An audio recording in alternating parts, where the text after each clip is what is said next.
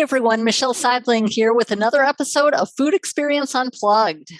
Today we're talking about job crafting and being happy in what you do and loving what you do.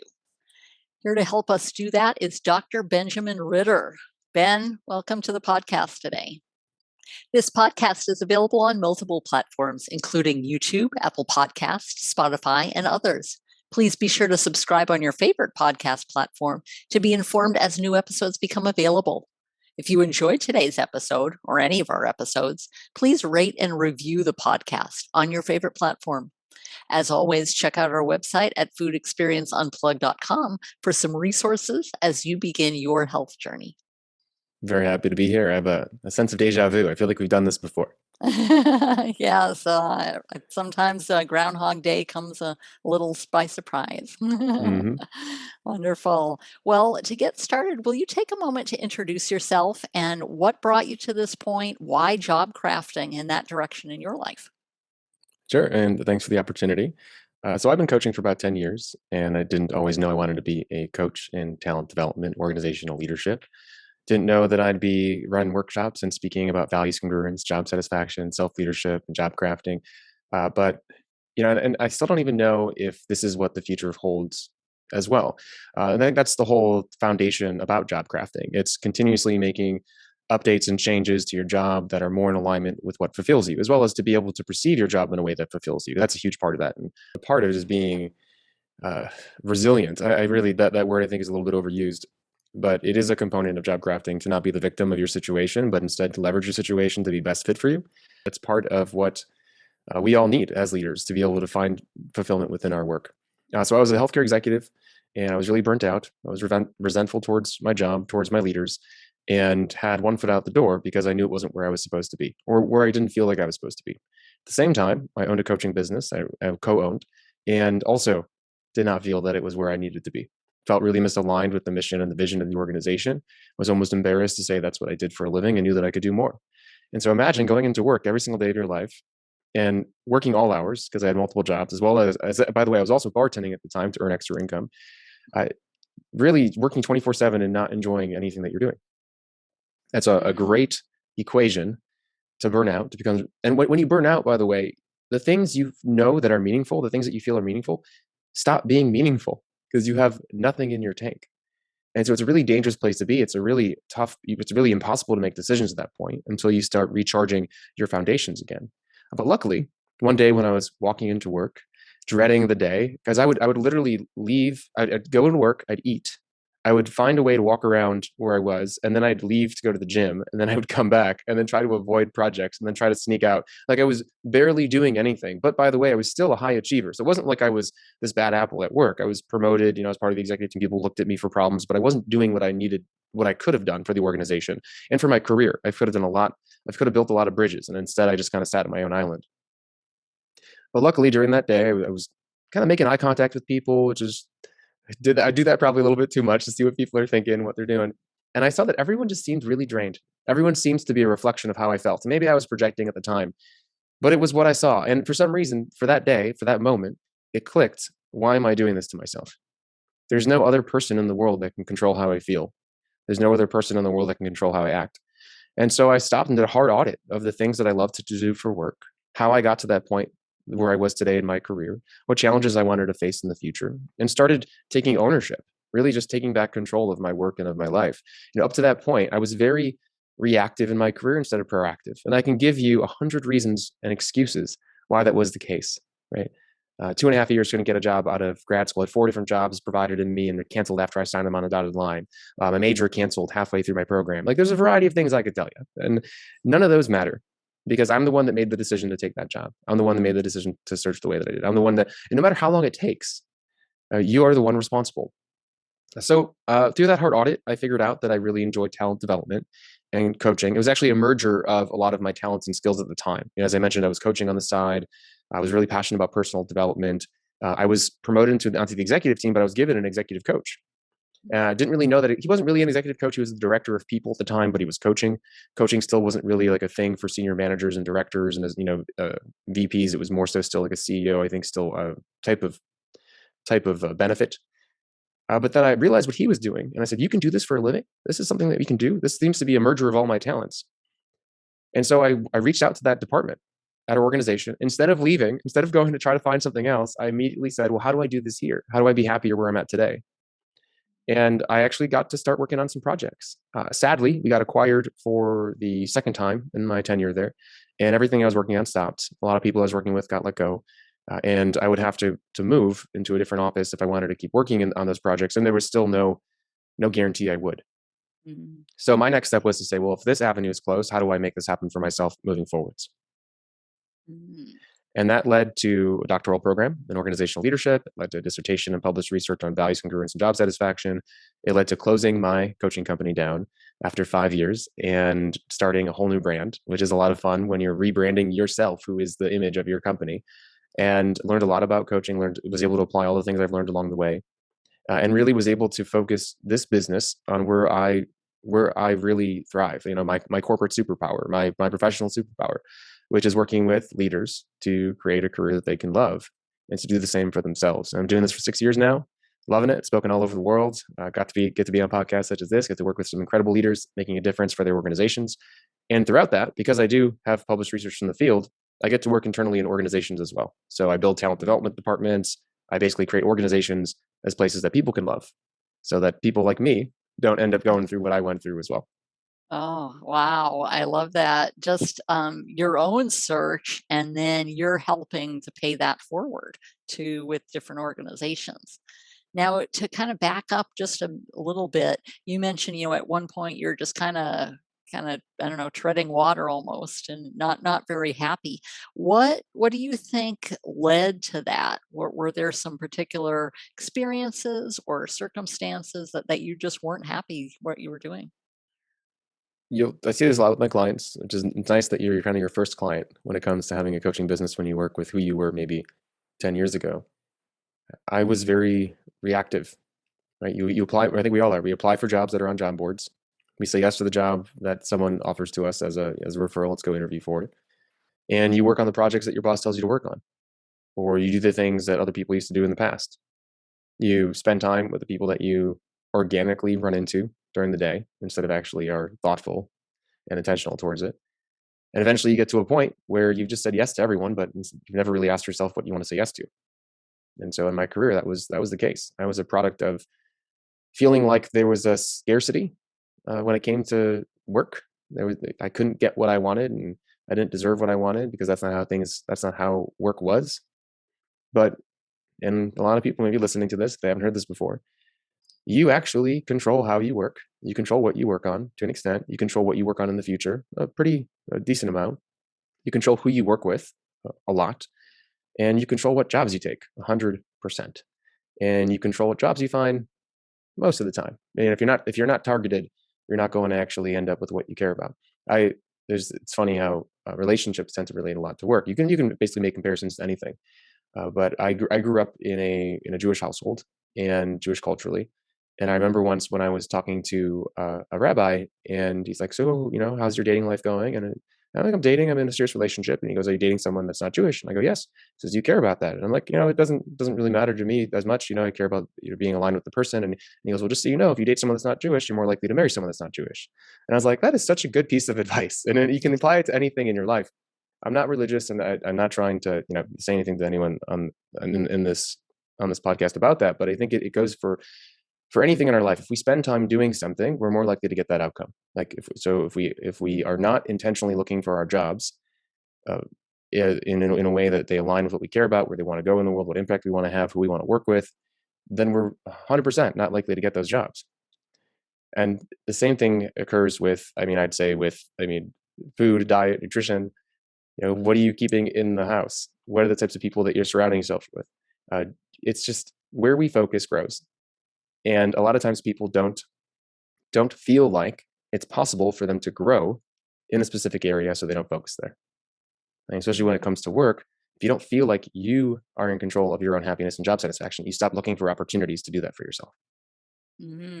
Okay, interesting. Now, or is it more, I know, how you're the product of your experiences, what your attitudes, your mindset, you're coming into a situation where in the case where you were talking that you feel, okay, there's a scarcity of jobs, for example, or I'll never be happy in this field, but I'm going to keep working in it. But what do you think is really at the heart of that or driving that? I mean, most of the time, it's just lack of confidence in ourselves. So there's the 3 C's of self-leadership, which basically relate to you being able to make decisions and be proactive and intentional for yourself. And so it's clarity, confidence, and control. Clarity, which is, do you know who you are? Do you know what you stand for? Do you know what goals you want to achieve? Do you have the vision for yourself in the future? Do you know what your values are? Do you know that? Can you walk into a room and tell someone at your little elevator pitch, this is who you are and what you stand for and what you care about? If you don't, and you can't communicate that, then you also can't make decisions that align with that. So that Mm-hmm. is foundational. That's the first thing you need, is to know thyself. It's that clarity. It could be something as simple as, by the way, what organizations do you really want to work for? That's a really simple question. Can you give me the top 3? Okay, you know those top 3. Why are you not connecting with them, people that work at them every single day? Why aren't you attending their events? Why aren't you reading the news that they come out with? Why don't you have Google alerts for the organization?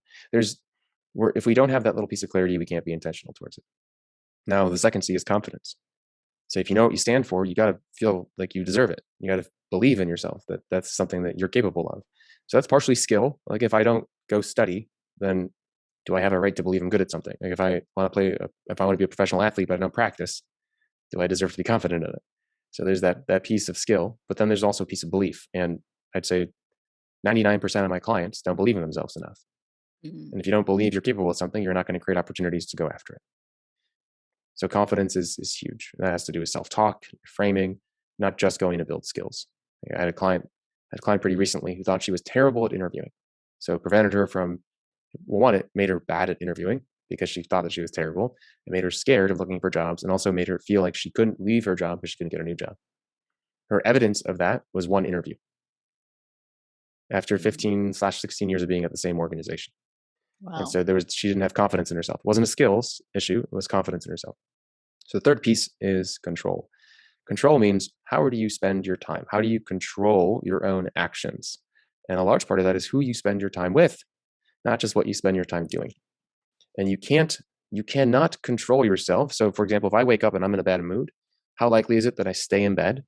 Or how likely is it that I go work and do the 20% that I know it's going to lead to the 80% of my success?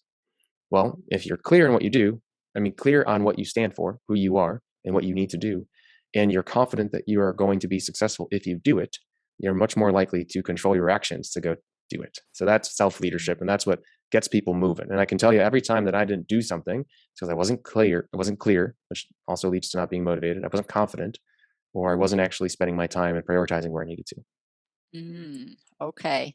Now enter job crafting here. Where does job crafting come into play here, and how does it utilize those 3 as well as other skills? Mm-hmm. So job crafting is the belief that you can change your job to be best fit for you.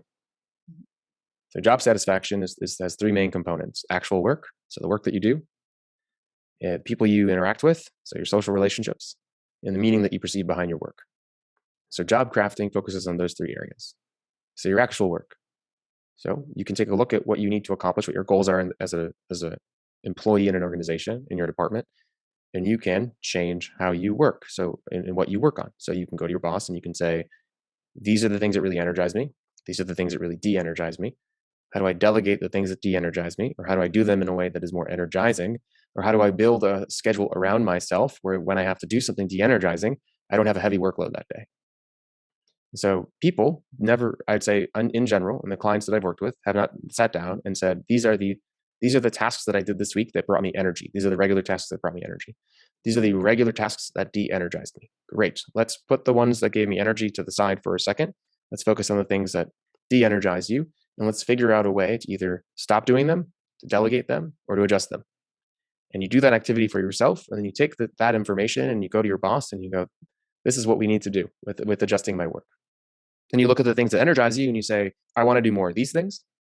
And then you go to your boss and say, well, what am I going to work on in the future? Great. That also sounds like something that would energize me. How do I work towards that?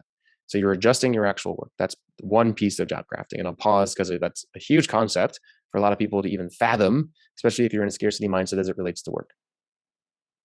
Sure. I think a lot of people are maybe a little timid in approaching their boss with that type of attitude.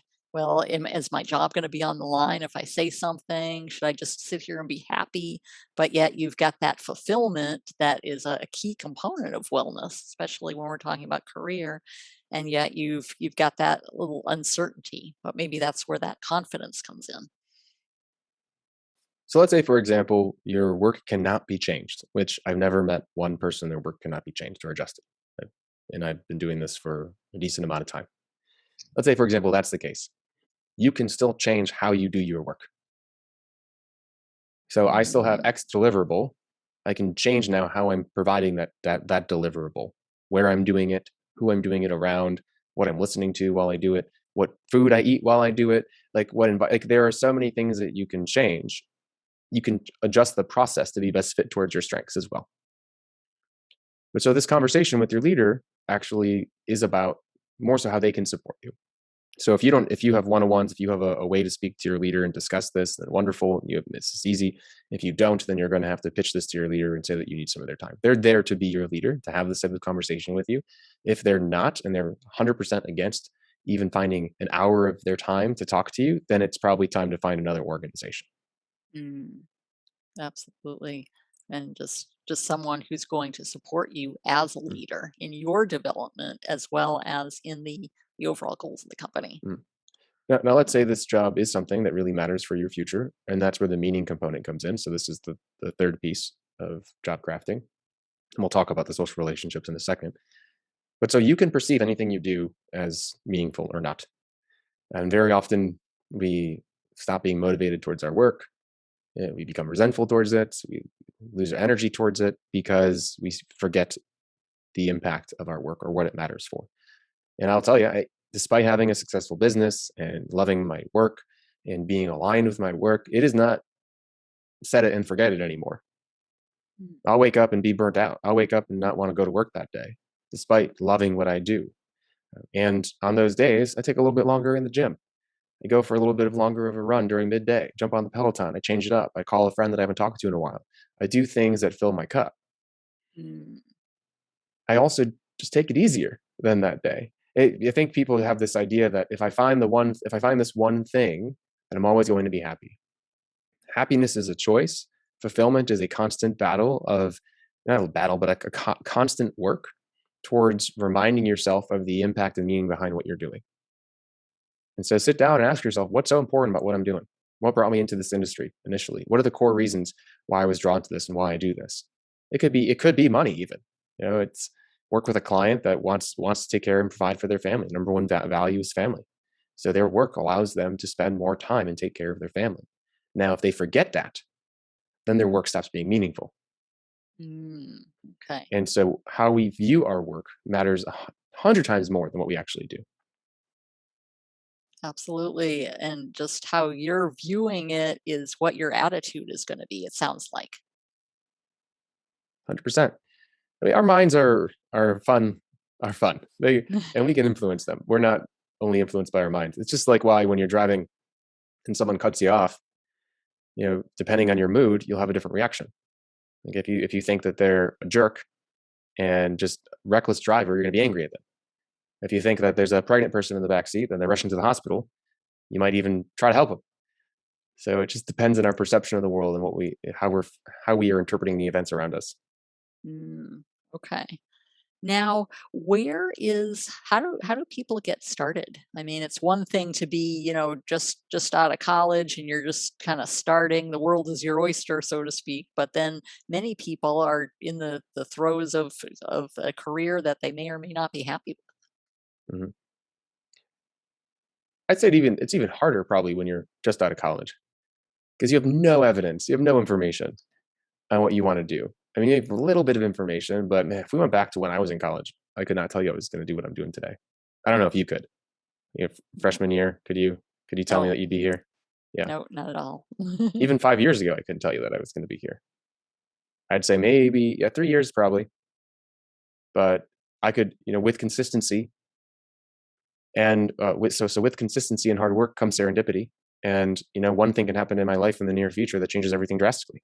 I probably would still be doing what I'm doing from a values perspective, I'd still be coaching, guiding others, but the like channel, the conduit, the media, the platform, I don't know, it could change. I don't know. Being attached to what you've created, having a sense of ego towards it actually makes it harder to adjust and craft. And so it's important to remember what the underlying meaning is, what the underlying factors are why you do what you do, right? That values piece, because you can then do them anywhere. It's not the goal that matters; it's the reason why you do the goal. And so you can always change the goal. So how does someone? And we didn't even talk about social relationships yet, by the way, which is basically just work with who you like and don't work with who you don't like. It's just that simple.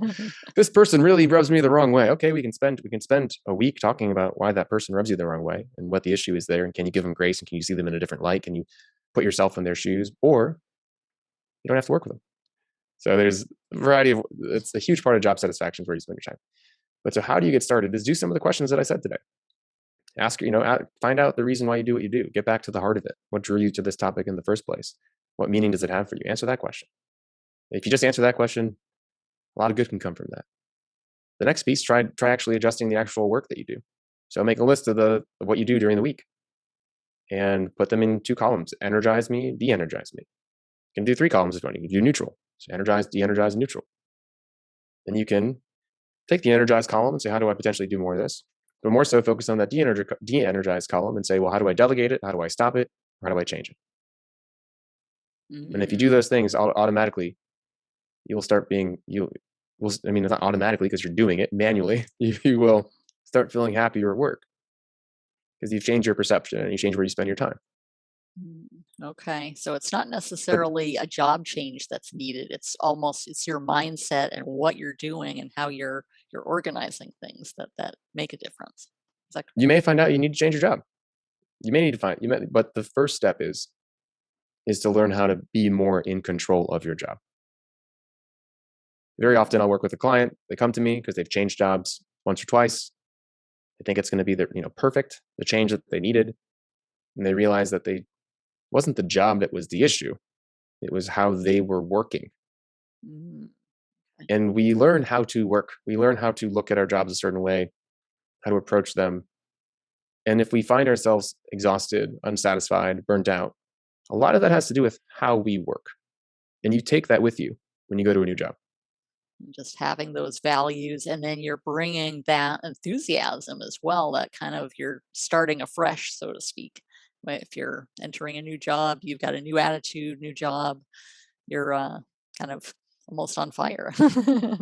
Yeah. Well, one of the things I see a lot is this idea that our leaders are supposed to lead us. And so you get someone that is unhappy at a job, unhappy with their leadership, who then finds a really good organization and a really good job that they are drawn to, that they enjoy, they feel aligned with. But then there's one moment after a few months where their leader didn't do something that they needed them to do, or didn't give them the feedback that they needed to feel happy. Okay, that's one moment. But then a month goes by and it happens again. As a leader is human. Then a month goes by and it happens again. And now you're 8, 9 months in, you're almost at a year, and you're like, oh no, is this the right place to be? Because my leader isn't giving me what I need. And all of a sudden, this perfect organization and this perfect job, something that you loved, starts becoming something you hate because of how you interpret it and how you approach it. And for example, I had a client the other day working on feedback, getting feedback. The client wants more feedback. Okay, did you ask for feedback? Well, I asked for it in a meeting a couple months ago. Well, how often do you meet with your leader? How often have you asked them for feedback? Have you tried giving feedback? Have you tried asking explicitly and being more specific? And there was this gap of, but if I ask for it, I should get it. And again, it's being proactive to your job it's being reactive to your job instead of proactive. If you don't get what you want, find another way to get it. And it's just, oh, I tried once. And so those are the types of, that's the mentality we need to shift if we want to take back control of our career, get unstuck, unlock our professional superpowers, and really enjoy our day-to-day at work. Mm, okay. Now, of course, circumstances change over time and our mentality changes over time. How often should you really, I guess, take your pulse, so to speak, as far as assessing your fulfillment, your job satisfaction, your confidence, I guess, that you're where you should be at that point in your career? Mhm. Wonderful question. I don't think you ever stop. I think it gets easier. I think that you shouldn't wait until you wake up and you're not happy. And so we should build in opportunities for us to check in on alignment. Is it weekly or monthly, depending on the extensiveness of it? Say weekly, do a mood check, temperature check. How am I feeling? Anything under a 75, let's check why. Monthly, do a full analysis. Am I working on projects that are going to lead me towards my future career goals? Am I doing work that energizes me? Am I spending enough time with with forming relationships and investing in relationships at work and networking outside to ensure that I have a strong community? Am I telling my leader what I need? Do I feel like I have the resources I need to continue forward? So I'd say a weekly just temperature check and a monthly deeper analysis. Make some space for yourself. Fantastic. Well, Ben, how can people get in contact with you? Yeah, you can connect with me on LinkedIn, Dr. Benjamin Ritter. Send me a message that you heard me on this podcast there. It's always great to connect, and if there's something you want to expand on, we can. If you want to find my podcasts, my YouTube content, other media, and learn more about coaching, go to liveforyourselfconsulting.com, liveforyourselfconsulting.com, and you get all that info. Fantastic. We will include all those things in the show notes. And as we wrap up here, any last kind of words of wisdom or advice particularly from a wellness perspective and going forward and really being fulfilled in your career? If you think about job crafting, I envision a tool belt. Right? We all have a tool belt all the time. And so if something's not working at your job, if something's broken, pull out some tools and fix it. Doesn't mean you go somewhere else. And then you find out you can't fix where you're at, or you don't know how to fix it, get a coach. Get someone that maybe has more experience. Bring them in to help you fix it. You don't have to be the victim of your job or your career. Fantastic. I love that. Thank you so much for being here today, Ben. We sure appreciate it. We appreciate all that you're doing with job crafting and really helping people to enjoy what they do. Thank you so much for having me. It's been a blast. Hey, everyone. Michelle Seidling here at Food Experience Unplugged. Are you enjoying the Food Experience Unplugged podcast and are ready to ramp it up a level? Then it's time to go premium. With a premium podcast membership, in addition to all the great podcast episodes you know and love, you'll receive additional bonus content and exclusive interviews from many of our podcast guests. You'll receive a live Q&A access each month where I'll address questions pertaining to holistic health and how you can start your journey. You'll also receive weekly shorter video clips with information on tips, tricks, and strategies to get started, to build consistent habits, and to take charge of your health. Go premium today. I'll see you there.